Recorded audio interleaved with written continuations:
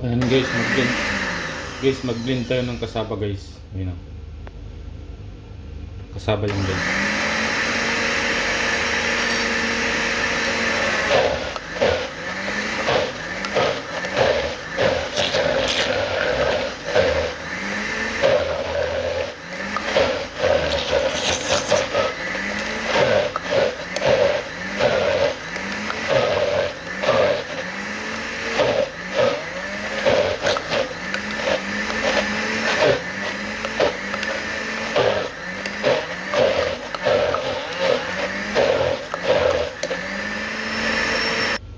Yan guys, yan na yung kasaba guys. Yung blended na kasaba guys, yan siya.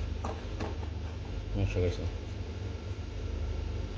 Guys, lagyan natin ng 100 ml na ano, na asukal. Yan, 100 ml yan guys.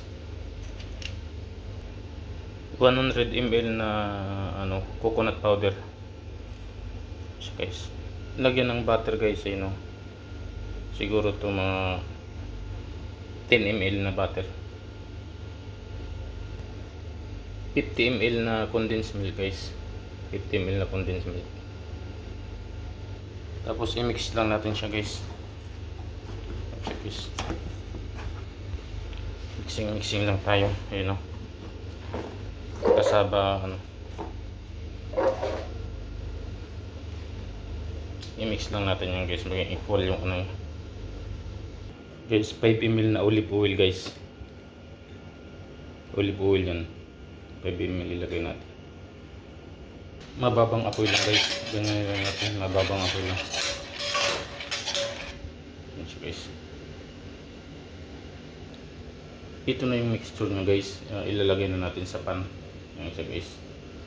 Ilagay natin dito sa pan.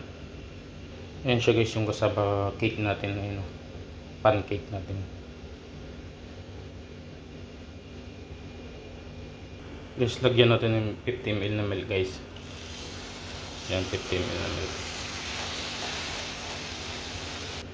Guys, mag-apply lang kayo ng oil guys. Ganyan. Olive oil yan guys. Yan.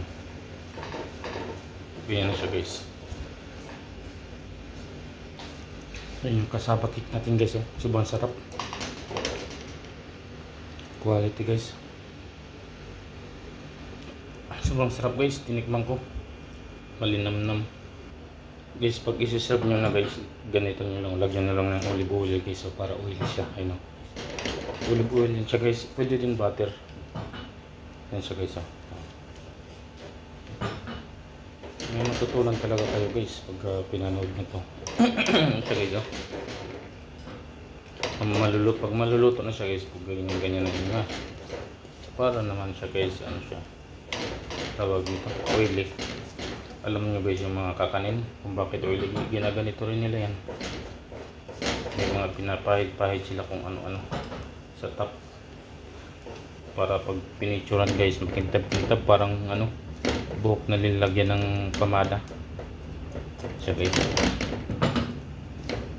Yan siya guys. Tansyahin nyo lang guys kung anong tamis sa akin. Puro 100 ml lang yan guys. Puro 100 ml. Tapos 50 ml. Panuulan nyo guys kung ano ang ginawa guys. Ang ganda na tingnan guys. Yan guys, luto na yan siya guys. Tanggalin na natin, ilagay natin sa plato. Yan guys, ready to serve na to guys. Yan siya guys. Hiwa na natin siya guys. Magkakape lang tayo guys, kainin na natin ito. Sobrang sarap guys. Ayun, kinakain na natin yan.